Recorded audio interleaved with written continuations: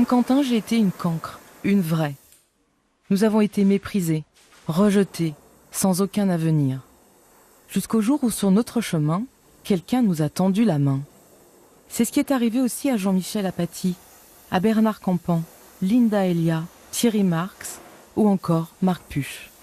J'étais encore convoqué dans son bureau, je sais plus pourquoi j'avais fait, je sais plus ce que j'avais fait, c'était encore une bêtise. Et elle m'a dit vous êtes un cancre, vous n'avez jamais rien dans la vie, et voilà.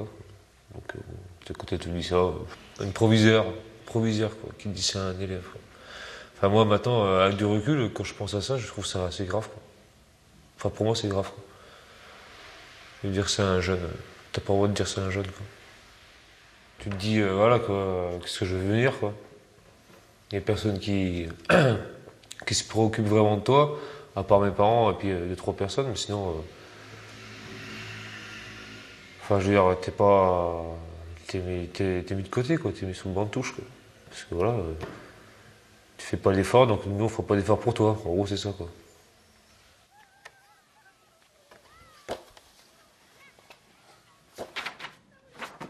Il n'arrivait pas à apprendre, à mémoriser une récitation ou même les tables de multiplication, c'était galère, quoi.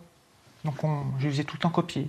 Alors les lignes, il en a fait. Hein. Puis en plus, comme il écrivait un petit peu mal, donc j'avais acheté un cahier d'écriture, quoi. Donc je sais faire des lignes, des lignes, des lignes, des lignes. Et puis pour les tables de multiplication, c'était apprendre par cœur, quoi. Donc on est tout le temps sur son dos, quoi. Il en pleurait parce qu'il n'y arrivait pas. Donc on essayait de l'aider comme on pouvait, quoi. Mais on pouvait pas faire autre chose, quoi. On pouvait pas faire plus.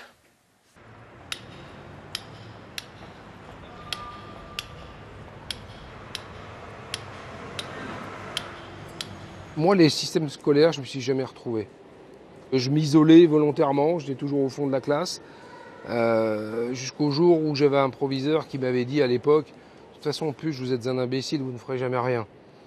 Cette phrase m'a profondément blessé et j'ai vraiment le sentiment d'avoir fermé tout ça parce que j'ai dit, puisqu'on m'a dit que j'étais un imbécile, donc comment je peux faire pour comprendre, même si je comprenais certaines choses. Donc j'étais déjà bloqué, fermé. Donc ça, c'est assez terrible, oui. Ça, c'est assez terrible. Voilà, même si intérieurement, je me suis jamais considéré comme un cancre. Jamais. Parce que j'ai refusé ça. Je trouvais que c'était profondément injuste. Donc intérieurement, je refusais. Voilà.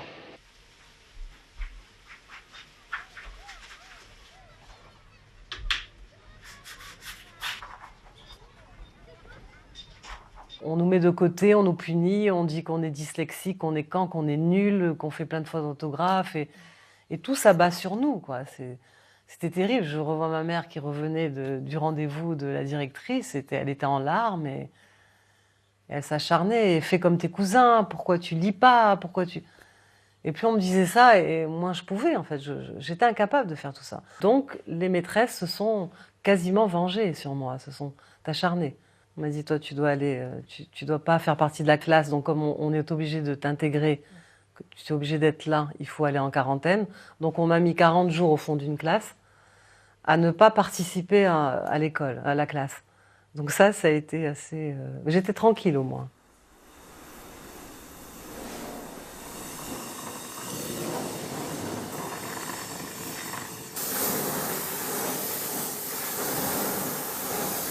T'es vite mis à l'écart hein, à l'école quand t'es un peu timide ou réservé ou puis qu'il y a un autre. Mais ça c'est partout pareil, c'est même dans la vie, c'est partout pareil ça. Quand t'es un peu pas différent, mais. Tu trouves ça juste? Bah, juste, non, c'est pas juste. Mais après, je veux dire, qu'est-ce qui est vraiment juste quoi. À cet âge-là, quoi, je veux dire. Tu réfléchis pas à tout ça à cet âge-là, donc ça se fait automatiquement. Je pense aussi que dans les écoles, en école primaire ou ceux qui sont mis à l'écart, peut-être qu'ils sont pas assez bien accompagnés.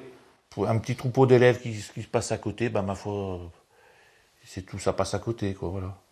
Par contre, les bons élèves, ils savent bien, ils les mettent relativement sur un piédestal assez facilement. Pour eux, des fois, c'est des problèmes psychologiques. Il faut passer par des psychologues et puis ça va se passer comme ça. Il était voir psychologue, psychothérapeute, pendant 3-4 ans. Il n'aimait pas trop parler avec elle, moi non plus d'ailleurs. Pourquoi? Ben, j'ai pas trop une approche avec ces gens-là, j'ai pas trop... non. Vous vous êtes senti Coupable. Ouais. coupable de quoi? Ben, coupable de peut-être pas avoir fait le nécessaire avec Quentin.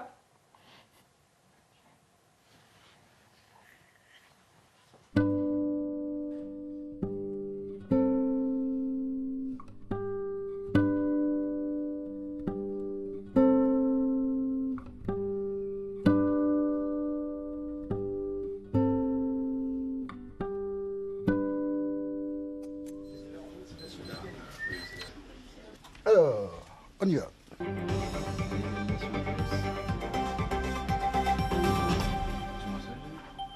Et bienvenue à tous dans l'émission politique de France Info. On est ensemble jusqu'à 9h sur France Info avec vous, Jean-Michel Apathy. Bonjour. Bonjour Fabienne. J'ai été très vite en échec scolaire. La 6e a été chaotique, au point qu'on m'a mis dans une 5e de transition, donc qui annonce un passage vers l'enseignement technique plutôt, parce qu'on se dit celui-ci, on n'en fera pas grand-chose. Donc les locaux n'étaient pas les mêmes, c'était vraiment, on était mis un peu à l'écart, donc en 5e, donc j'étais déjà en échec. Et après, je sais pas trop, j'ai un peu oublié tout ça parce que vraiment, tout a été douloureux, difficile. Et quand c'est douloureux et difficile, sans doute un enfant, il travestit tout ça. Au fond, on est bravache, bon, alors, puisque le système ne veut pas de moi, j'embête le système. Cet échec scolaire, bien sûr que j'intègre quelque part dans ma tête et qui doit me décevoir, je le vis comme quelque chose, au fond, que beaucoup de gens vivent autour de moi. Et comme personne ne surinvestit l'école, on ne me dit pas, à l'époque, on ne me le dit pas, tu es un cancre. À l'époque, on me dit, bon, écoute, ça ne marche pas à l'école, tu feras autre chose. On dédramatise, à l'époque, beaucoup l'échec scolaire. Mais j'ai vécu d'autres choses. J'ai vécu, jeune, la confrontation avec des ouvriers, des travailleurs, des gens simples, des gens rugueux.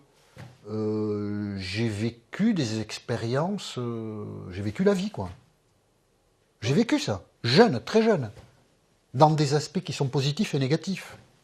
Vous aviez quel âge?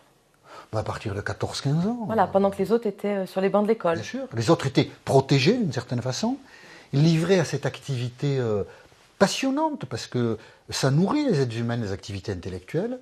Moi, j'ai été nourri à des choses plus rugueuses que ça, plus difficiles que ça, mais amusantes aussi, passionnantes. J'ai commencé à boire très jeune, à fumer très jeune, à sortir très jeune, à me battre très jeune, à gueuler très jeune, oui, bien sûr, hein, j'ai appris tout ça.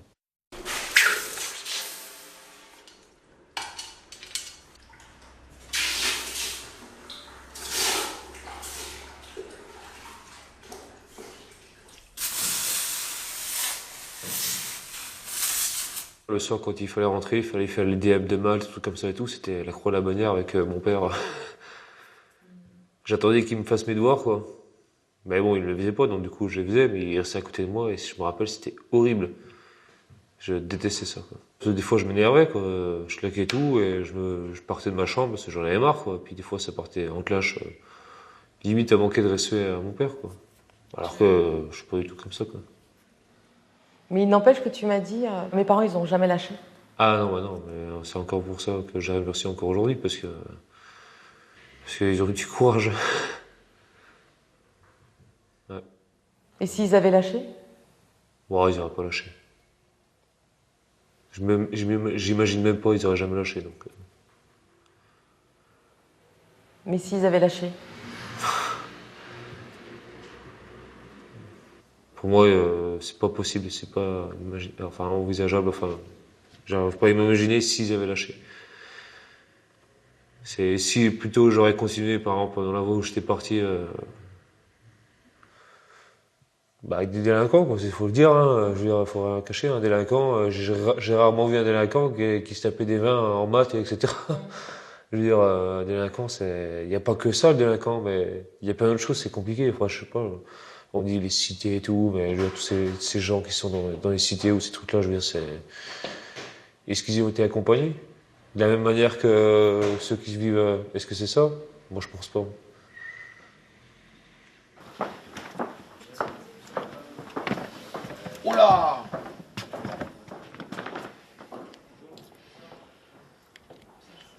Ah, c'est une belle salle, mais c'est original, Enfin,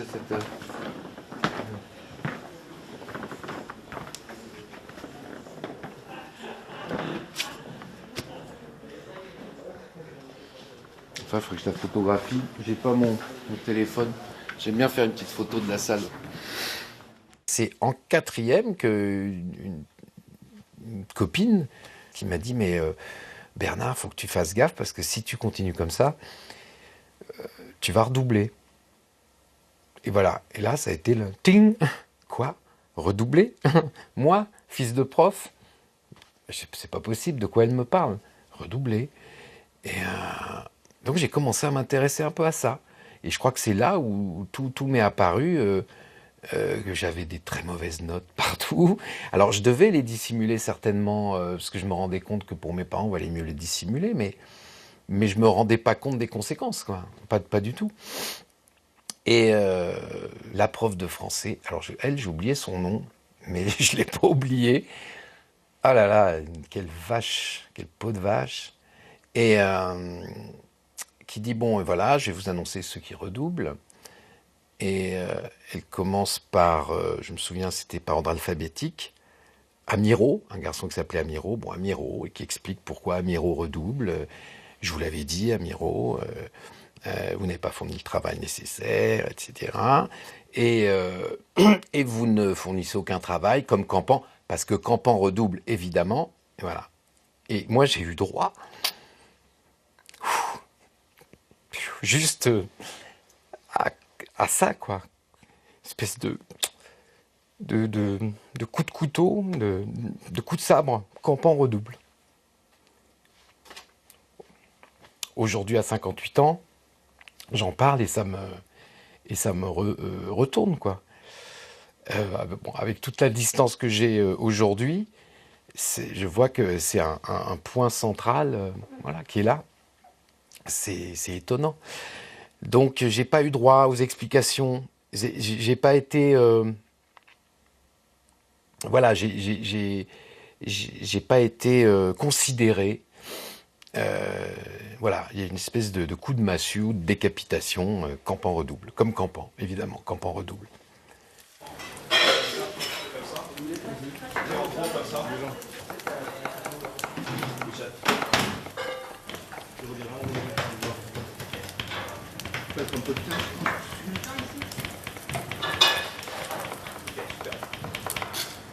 Faut pas croire qu'on est mauvais élève sans peine.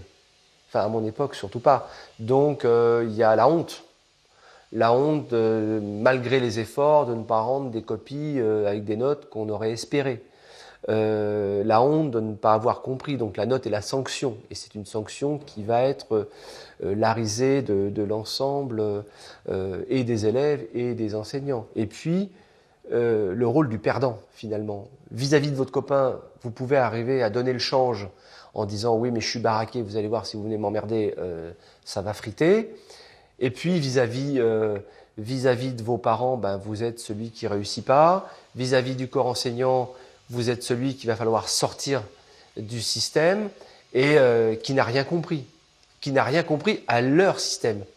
Et le conseiller d'orientation, ça a été lui, il avait à analyser des faits.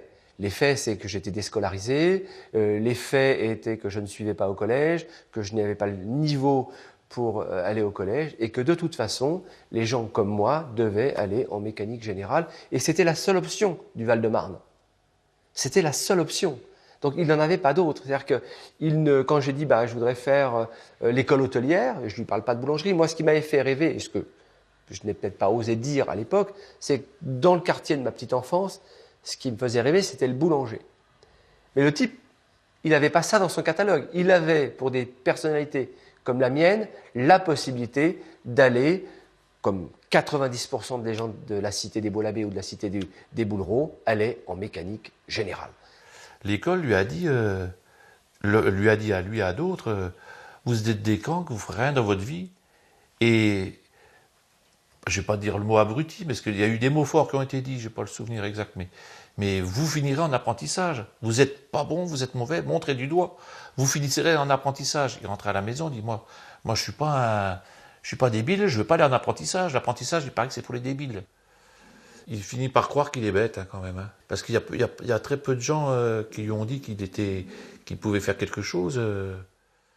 Et puis nous, quand on lui dit, je sais pas s'il nous croit encore, enfin, il doit plus trop nous croire.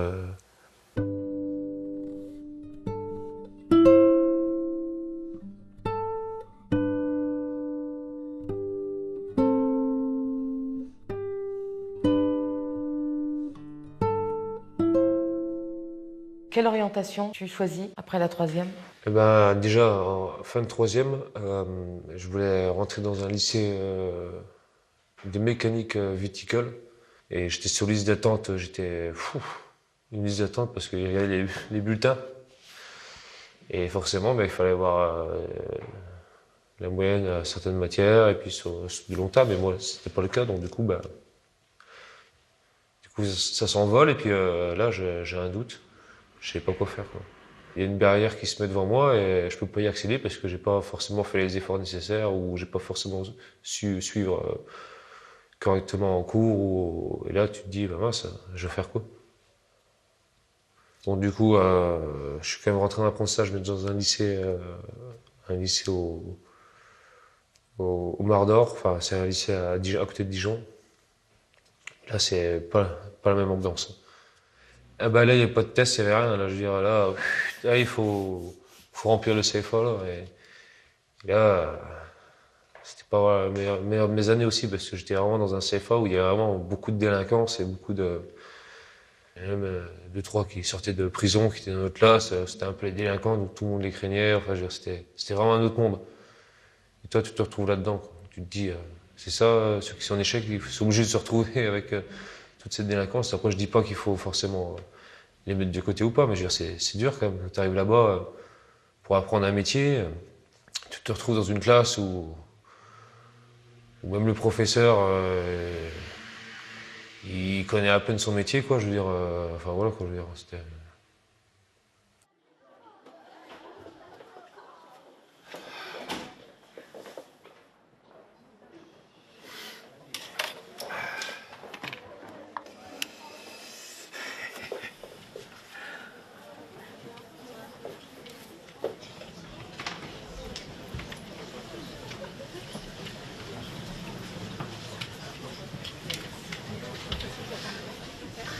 Passage cruel du redoublement, tel que je l'ai vécu, ça a été très, très, très violent, très cruel. Donc, c'est le principe du traumatisme. Donc, il y a quelque chose qui s'est construit malgré ça. J'aime pas dire avec ça, mais qui s'est construit autour de ça, ouais. Comment ont réagi vos parents? J'ai l'impression qu'ils se sont plus flagellés eux-mêmes qu'ils ne m'ont fouetté moi. Ça a été... Eh ben voilà, voilà, on le savait, enfin, on aurait dû s'en douter, c'est de notre faute, oui, il y a eu un peu ce côté-là. Après, ça a été une forme de résurrection, changement de collège, avec ma mère comme prof qui me surveillait, et là arrivent des profs qui m'ont sauvé, quoi. Il y a vraiment les profs qui m'ont...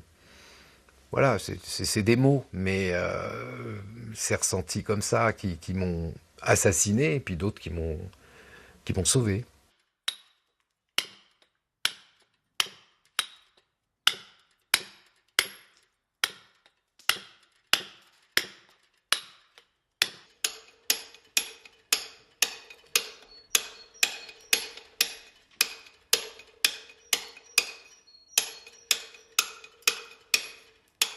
J'ai été embauché dès l'âge de 17 ans et demi dans une entreprise de monuments historiques, où j'ai démarré comme tailleur de pierre. J'ai eu la chance de rencontrer un maître qui m'a pris sous sa coupe, parce qu'il sentait bien que j'étais un jeune en souffrance qui se cherchait. Et lui m'a appris toutes les valeurs essentielles. Pour moi, l'amour du beau, du vrai. Il m'expliquait que si chaque homme pouvait construire sa vie comme une œuvre, une cathédrale, le Louvre, les gens se porteraient nettement mieux. Et ça, c'est des choses qui m'ont fait énormément de bien, parce que ça répondait à une question que je me posais depuis toujours. Quel est le sens que je veux donner à ma vie, finalement? On m'a dit que j'étais un imbécile, que je ne ferais rien. Ça ne pouvait pas être possible. C'était pas possible pour moi. Et cette phrase de dire que si chaque personne pouvait faire de sa vie une œuvre, Ça m'a parlé. Avec les valeurs du respect, d'engagement, de volonté, de beau. Là, ce sont des choses qui m'ont parlé.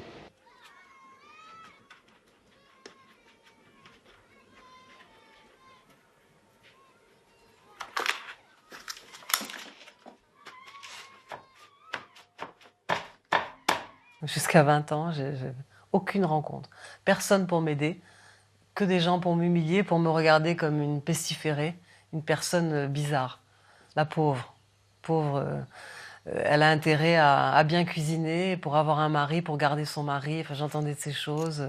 Il faut qu'elle soit entretenue par un homme, parce qu'elle ne pourra pas s'en sortir toute seule. Donc pour moi, j'étais dans cet état. J'étais comme ça.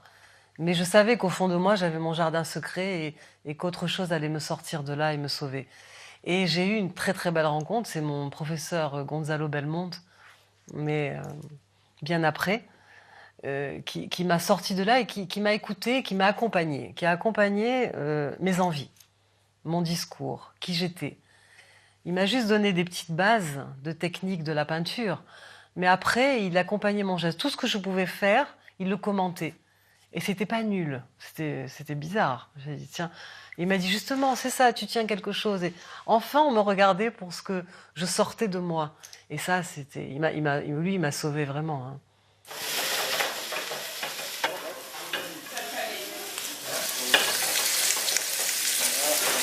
On laisse tomber, on peut rajouter un peu d'huile, on ne fera pas, c'est la Voilà. Comment ça s'arrête ?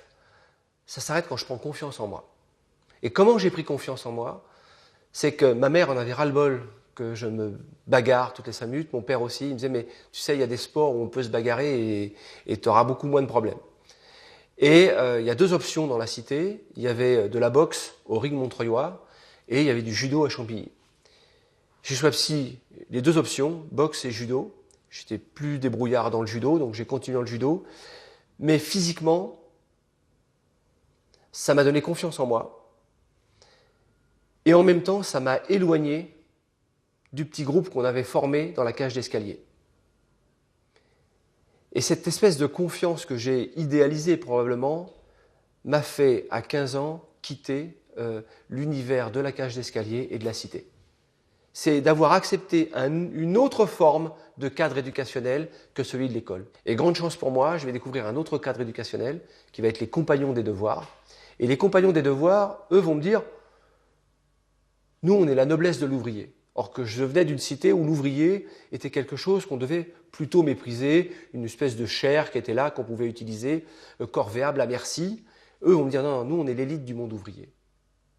Donc ici, il y a des valeurs, la parole donnée, l'engagement, tout ça, il faut le respecter. C'est une transmission orale, il faut respecter. Et je crois que c'est les compagnons qui m'ont fait comprendre que quand on était instruit, ou instruit intellectuellement, ou instruit par un métier, bien que les 2 se rejoignent, on devient un homme libre.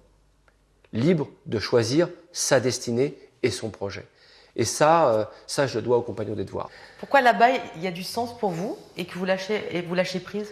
Parce que dans ces cadres éducationnels, on commence par la pratique.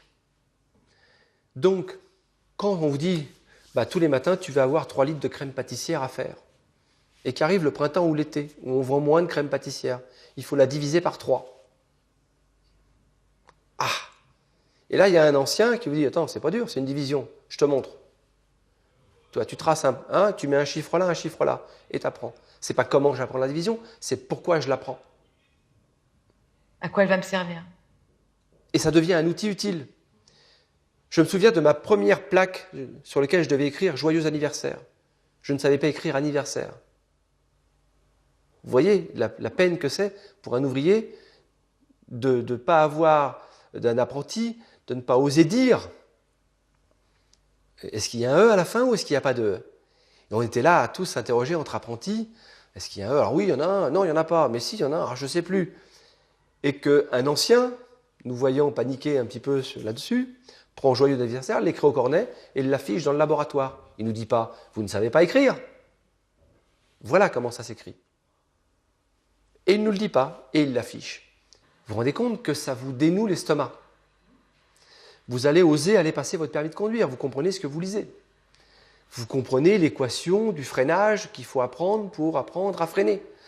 Vous comprenez comment remplir un document administratif. Vous lisez et vous comprenez ce que vous lisez.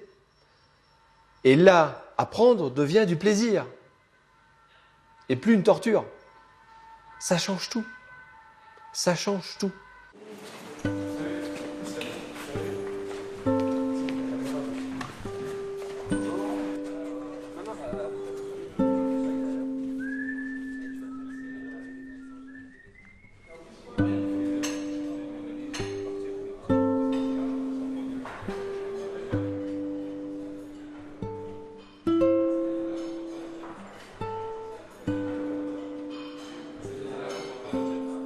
Est-ce que la première année chez les compagnons, tu es dans un processus de réussite tout de suite, où ça met du temps? Ça met du temps, ouais. Ça met du temps.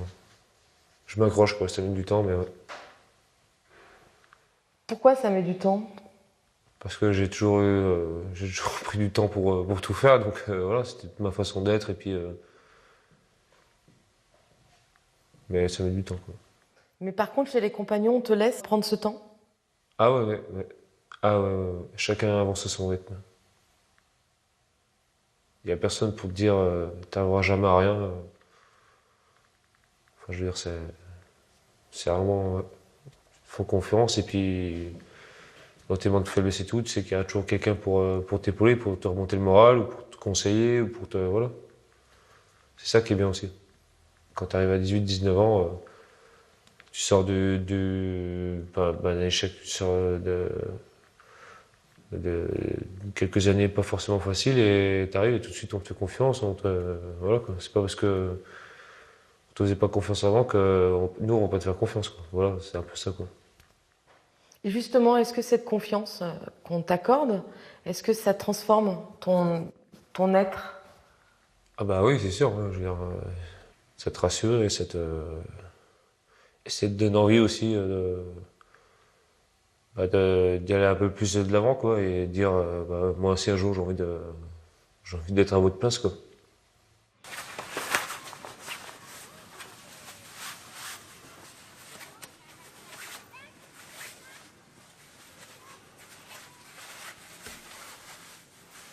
Tes parents vont arriver? Ouais, ils vont arriver d'ici un quart d'heure, je pense.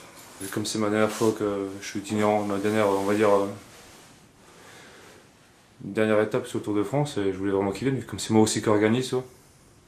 Je leur ai toujours dit, je vous inviterai et tout, et j'ai jamais... et là, j'en profite, ils habitent pas très loin, donc... Là, tu termines ton Tour de France, c'est la 7e année. 7e année, ouais, Tour de France. Vous avez fait bonne route? Pas de l'eau. Oui. Un petit diabolement. Ah, c'était compliqué pour trouver une place pour se stationner. Ah ben Lyon. Donc je vous souhaite un bon appétit, puis une bonne soirée. Tu te souviens de ta belle promesse, la cette bombe reflète dans ton cœur. Oh, et patrie, chante fort ta chanson, pour qu'elle s'envole au-dessus des pignons.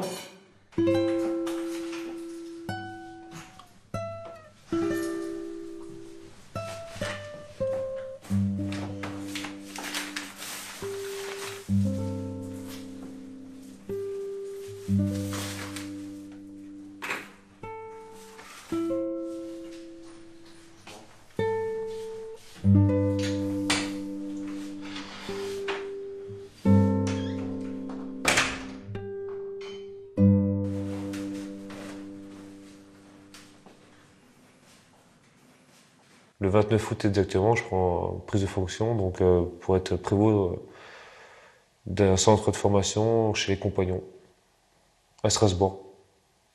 Prévôt, c'est la responsable d'un site, d'une maison de compagnons, quoi. Donc il y a à peu près 60 sites en France et un petit peu en Europe. Et je serai responsable d'un site de la partie formation, donc du CFA chez les compagnons, quoi, à Strasbourg. Je suis content. Ouais, je veux dire, j'ai pas sauté au mur. Moi, je reste assez humble et je suis content. Et je sais que ça va demander encore plus de travail et plus de... Et là, à ce moment-là, quand tu sais ça, tu te dis, waouh, là, tu te remets en question, quoi. Est-ce que je serais capable d'assumer ça, quoi? Parce que j'ai fait les tests, ouais, mais est-ce que moi, au fond de moi, est-ce que je suis capable? Ok, bah passez-moi alors, s'il vous plaît. Merci. D'accord. Ouais. Oui, bonjour. Bonjour à tous, bienvenue chez les Compagnons du Devoir. On est tous très heureux de vous accueillir parmi nous. Là, vous allez vous changer là. Donc vous allez suivre les filles, vous allez suivre Enou qui vous emmène à vos vestiaires. Les gars, vous allez vous changer derrière là. Et après, vous allez dans la cour. Donc chez les compagnons, comme je vous disais le dernier coup, on ne vous voit pas, on se tutoie. Donc les formateurs, vous pouvez les tutoyer, dans le respect bien sûr. Donc tous les matins, 8 h, en bleu de travail, prêt à dégainer quoi. Ok?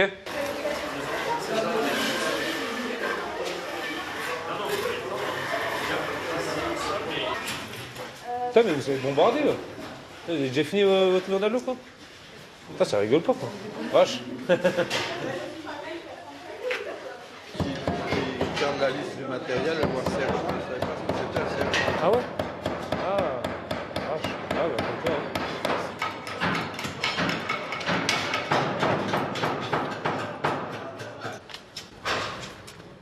Bon. C'est comme ça tous les matins, Quentin? Depuis que t'es à Strasbourg? Ouais, quasiment, ouais. Non, là, c'est vraiment coup de bourre parce qu'ils sont arrivés à 120, là. Et j'ai su ça 3 semaines avant qu'il fallait organiser un truc comme ça. Donc là, c'est bon.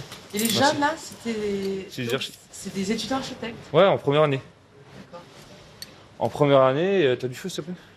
Ils sont en première année et du coup, ça fait partie de leur cursus d'intégrer donc une semaine de formation pour qu'ils apprennent un peu à toucher tous les métiers, qu'ils se rapprochent un peu plus. Les architectes, c'est important qu'ils sachent comment on fait. Tu n'es plus plombier, maintenant que tu es prévôt, tu diriges cette maison des compagnons? Si, je suis toujours plombier. Oui, mais tu Je diriges suis la plombier maison. avant tout, mais pendant 3 ans, bah, voilà, j'ai mis mon métier de côté. Mon métier de côté, je pratique plus le métier de plombier chauffagiste. Mais pendant 3 ans, je suis à Strasbourg pour gérer, organiser le bon fonctionnement du centre de formation. Je trouve que tu as pris confiance en toi-même depuis Lyon. Ah ouais? Oui, je trouve qu'il y a une transformation. Ah bah après, ça, c'est la gage qui veut ça, quoi. C'est la mission de prévôt qui... Il faut avoir confiance en soi, si on se retrouve devant déjà une équipe de formateurs. On fait souvent des réunions, parce que je manage un peu l'équipe de formateurs, ils sont une quinzaine. Il faut être confiant en soi, quoi. Il faut avoir de la confiance, sinon ben, si on n'inspire pas la confiance, forcément derrière ça ne suit pas quoi.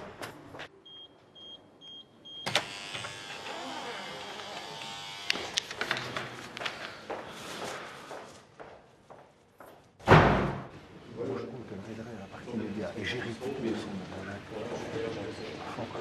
Il faudrait qu'on garde ces deux trucs. Tout à fait. Merci. Le 10 mai à 20h, 10 mai 80 à 20h, la victoire de Mitterrand, ça m'a provoqué un choc dans la tête. Et je pense que c'est comme une allégorie du changement. Quelque chose change, mais dans ma vie aussi, quelque chose peut changer. Et de ce moment-là, de cette seconde-là, j'ai décidé que je ferais quelque chose d'autre de ma vie. Et je ne savais pas quoi, mais je resterai pas garçon de café. Je ferai quelque chose. Et je ferai quelque chose dans la bataille intellectuelle. Je l'ai décidé, je crois, à cette seconde-là. Et donc, du coup, un peu par hasard, en décembre 81, parce que je ne savais pas trop quoi faire, j'ai arrêté la saison de garçon de café en octobre 81, et puis je ne savais pas trop où aller et quoi faire. Et j'ai vu dans le Sud-Ouest, en décembre 81, par hasard, l'université de Pau qui disait si vous avez tel âge ou une activité professionnelle, et si vous voulez passer l'équivalent du baccalauréat, c'est ici que ça se passe. Oh, ça m'a étonné, j'ai téléphoné, j'ai retiré un dossier, et je me suis inscrit pour passer l'examen spécial d'entrée à l'université. Je me suis trouvé dans la situation d'un type qui a une pièce en bordel, et j'achète des étagères, et je range tout. Et j'ai tout rangé dans ma tête. Je me suis fabriqué des étagères. Et j'ai été jusqu'à la maîtrise de droit, alors là... sans problème. Hein. Et je me suis dit, il faut que je fasse du journalisme politique. Et ça, je l'ai décidé 25-26 ans. Donc j'ai fini la maîtrise, j'ai passé le concours d'entrée de l'école de journalisme de Bordeaux, un vendredi matin, à Bordeaux, en juillet 86. Il y a 1200 personnes pour 60 places. Donc le matin, il y a des épreuves écrites. Il y a tout un tas de gens qui viennent là, ils n'ont rien préparé. Alors moi j'étais préparé à bloc, donc les épreuves écrites sans problème, et l'après-midi l'oral. Et donc il y a un jury à l'oral. Et donc quand vient mon moment de passer l'oral, je dis en gros, hein, je résume, mais l'esprit c'était ça. Hein, voilà. Moi je viens d'un peu loin, j'ai arrêté les études, j'ai repris, je veux faire du journalisme politique, soit vous me prenez à l'école, soit je me suicide. Voilà. En gros c'est clair. Hein. Voilà, il n'y a pas d'alternative. Hein. Ça c'est la chance de ma vie. Et il faut que ça marche. Hein. Et le lendemain, chez moi, le téléphone sonne.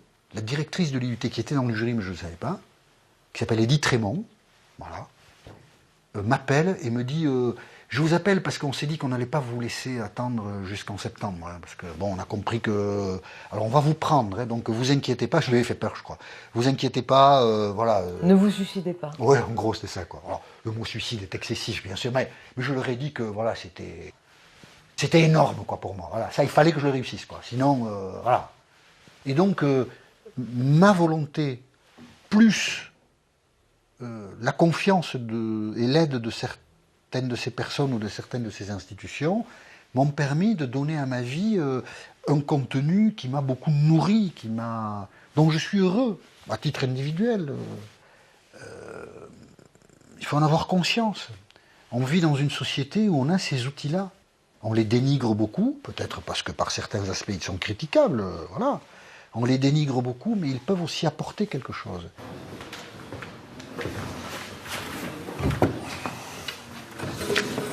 Donc, là, je te l'en prie, c'est voilà. Mon mari était là, mais il est parti. Ah, ok, d'accord. Oui, il était là jusqu'à 10h. Donc, plombier, c'est ça? Oui. Le plus beau métier du monde. Pourquoi tu as vraiment te diriger vers cette voie professionnelle? Bah, en fait, je suis pas fait pour les études. Ah, bah oui, oui. Oui, non, je suis pas fait pour les études. D'accord. Tu te reconnaissais pas dans ce système scolaire, quoi? Non, D'accord, ok. Ouais, pas trop.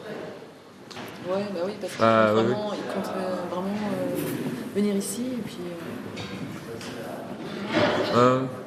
Et pour te rassurer, moi, comme je disais tout à l'heure, il y a 11 ans de ça, j'étais exactement à ta place. Ouais. Et j'ai un moment d'un côté et mon papa de l'autre, quoi. Et le prévôt, pareil, qui avait une sacrée carrure, quoi, qui m'avait un peu intimidé, mais il faut pas, quoi. Faut... Bonne journée. Merci encore. Au revoir. Je faisais une radio libre, la fameuse époque des radios libres. J'étais plus ou moins à la technique. J'écrivais un peu des textes pour un garçon qui s'appelait Yvan Burger. Voilà. Et puis ce Yvan Burger, un jour, va auditionner pour le théâtre de Bouvard et me dit tiens, si tu veux, tu peux aller auditionner. Bon, j'y suis allé, mais vraiment dans l'idée que, bon, peut-être, voilà, on va voir, peut-être que... Mais j'étais vraiment sûr que je valais rien, que je valais pas tripette, quoi. Donc, comme dans cette radio libre, j'écrivais un peu des textes, je me suis dit, tiens, là, je vais écrire des textes pour les gens du théâtre de Bouvard, quoi. Et c'est là où Didier, que j'avais déjà rencontré auparavant, on avait joué au café-théâtre ensemble, Didier me dit, non, mais non, tu vas pas écrire pour les autres, tu vas jouer. T'es autant capable, sinon plus capable que certains et que les autres de jouer.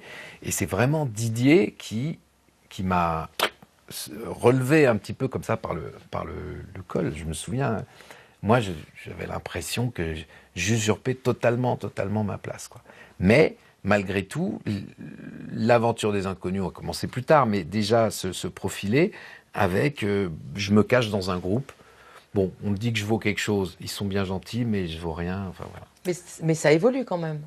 Vous vous séparez de l'école à un moment donné quand même. Bah, ça se fait effectivement par les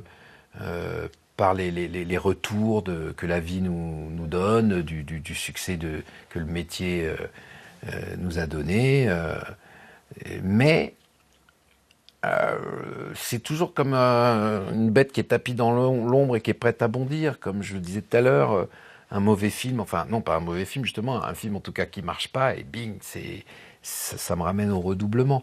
Donc le monstre est toujours là prêt à bondir.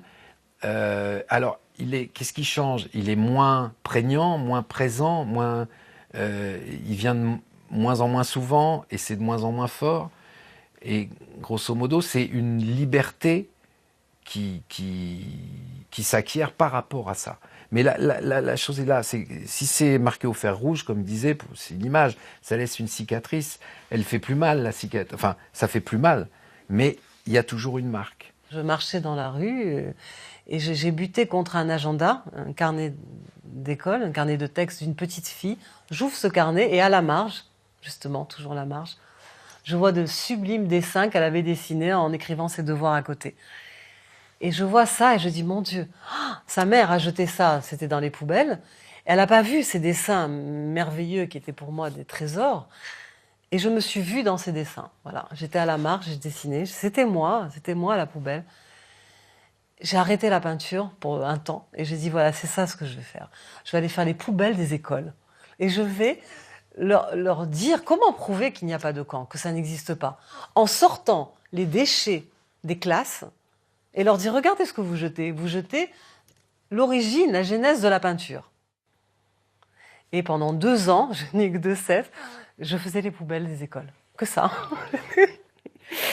J'allais même dans les bennes à ordures, je m'infiltrais dans les lycées en cachette et dans les collèges. Un jour, la proviseure m'a dit, mais qu'est-ce que vous faites là, madame, dans la benne à ordures? J'ai perdu quelque chose. C'était surréaliste. J'étais en transe, j'étais obsédée. J'avais trouvé quelque chose, j'avais trouvé l'idée de nous en sortir, de nous sortir des poubelles. Est-ce qu'aujourd'hui, vous êtes réparée, Linda? Non, jamais. On n'est jamais réparé, on n'a jamais confiance en soi. Tout ce qu'on fait, c'est nul, c'est vrai, c'est terrible, mais bon, c'est sûrement nul, moi je le pense encore. Hein. C'est une maladie, moi je dis qu'on nous inculque comme un poison, et on n'est pas débarrassé de ça. Peut-être que c'est pour ça qu'on fait ça. J'aurais pas fait tout ça si j'avais confiance en moi. Mais j'aurais jamais confiance en moi. Hein. J'ai honte. C'est terrible, mais j'ai honte. J'ai honte de moi. C'est triste. La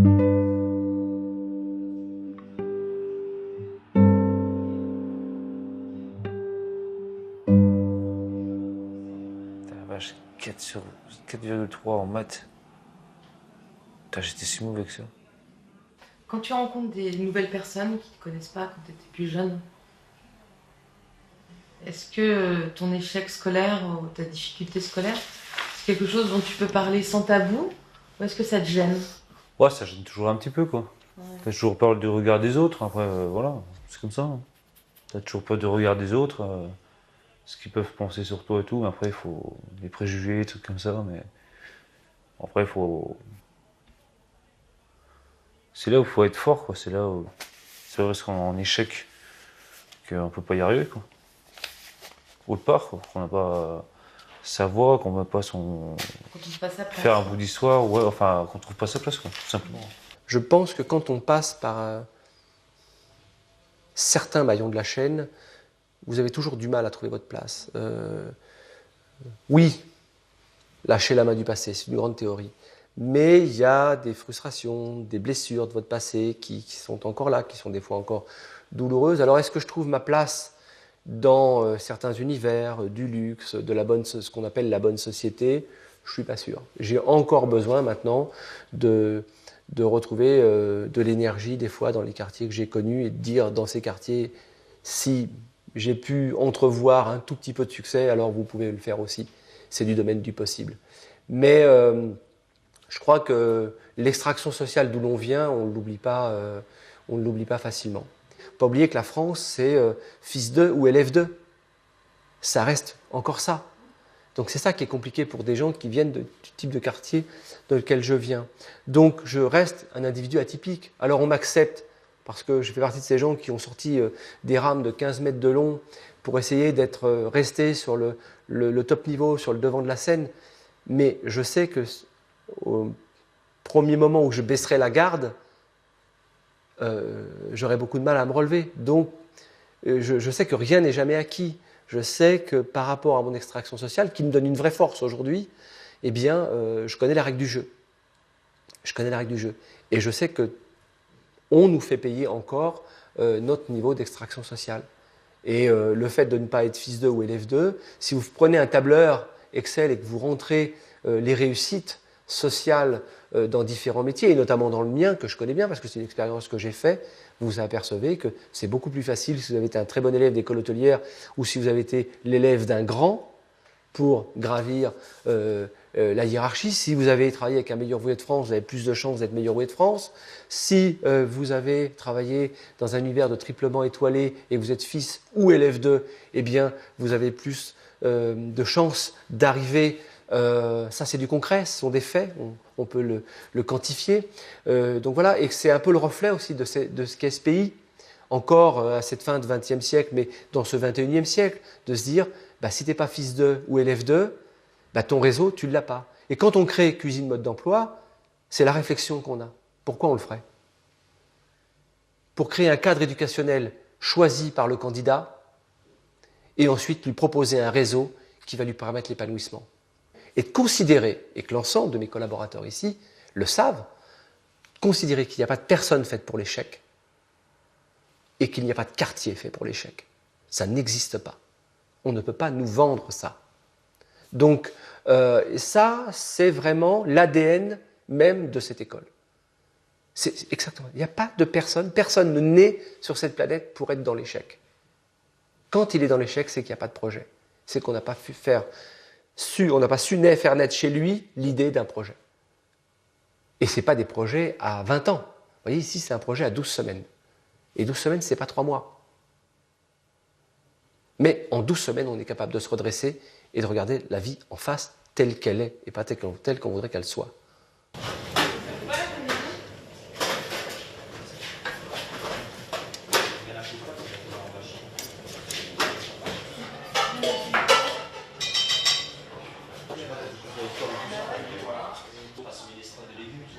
Quand je vois aujourd'hui qu'on a dit dans les années 70 ou 80, on va faire un taux de réussite au bac à 80%, 90%, c'est complètement fou. Tout le monde n'a pas les capacités, les aptitudes pour être matheux ou ainsi de suite. Aujourd'hui, donc, on a fait monter tous ces jeunes à avoir des diplômes, qui au final, finalement, ne trouvent pas de boulot. Et puis, on a dévalorisé tous les métiers manuels. Alors qu'il y a des gens qui ont des vrais talents dans les mains, il y a des gens qui ont des choses à dire, à faire. Attendez, regardez les gens qui ont fait ça. On peut pas dire. Et tout le monde. Alors, ce qui est très paradoxal, c'est que ces gens qui sortent du sérail, les bons élèves, viennent ici et admirent l'œuvre. Ils admirent. Par contre, ils ont une condescendance pour l'homme qui a fait cette œuvre-là, qui est absolument exécrable. Ils savent reconnaître des œuvres, mais ils ne savent pas reconnaître l'homme qui est derrière l'œuvre. Et ça, c'est criminel pour moi. Parce que pour moi, le plus important, bien sûr, c'est l'œuvre, mais c'est quand même l'homme qui l'a fait. Et ce système méritocratique coupe de tout ça. Et je pense que notre société oublie l'humain avec un grand H. Donc on a la chambre combien là? 5. Donc Amaury, donc faut que tu signes. Hugo, faut que tu signes. Et qui c'est qui... Vous êtes que tous les deux là? Je vois trop là et je vois que deux noms. Non mais là, c'est qui hein? C'est qui est là? Mais j'ai dit, il y a tout le monde qui a changé. Moi je pensais que je pouvais aussi. Non les gars, il y a un moment donné les gars, c'est pas comme... Ah non, il ici. On va voir tout le monde. S'il vous plaît, tout le monde sort de sa chambre là, t'es tout seul là? Ok. On fait des listes, c'est pas pour rien. Il y a des gens qui se cassent la tête à faire des listes avec des noms de chambre et tout. Si vous mélangez tout, ça va pas le faire quoi. Le jour où il y a un problème, il faut toujours imaginer le pire, le jour où il y a un problème, il y a un incendie ou je sais pas quoi, et que les pompiers doivent intervenir, et qu'on veut savoir qui c'est qui est dans cette chambre là ou quoi que ce soit, ça va pas le faire quoi.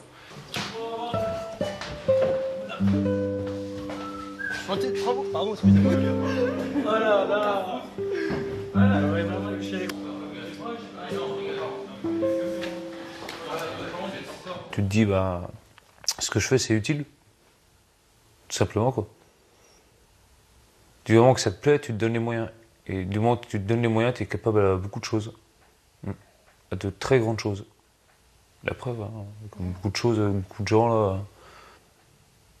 Enfin, voilà. La preuve, tu veux dire quoi? Bah, par rapport à Thierry Marx, enfin, toutes ces personnes-là, quoi, je veux dire... Enfin, moi, ça m'impressionne, moi, de là où vous étiez, Bernard Campan, enfin, tout ça, tous ces personnes-là qui sont arrivées, enfin, qui étaient vraiment pas au fond du gouffre, mais qui étaient en face du mur, et puis ils se sont donné les moyens, je pense, enfin, je ne peux pas parler à leur place, mais je pense qu'ils se sont donné les moyens parce que ils se sont reconnus dans ce qu'ils faisaient, et puis ils y prenaient du plaisir, et puis ça a donné un sens à leur vie, tout simplement. Et moi, c'est pareil. Du moment qu'on donne un sens à sa vie, c'est magnifique.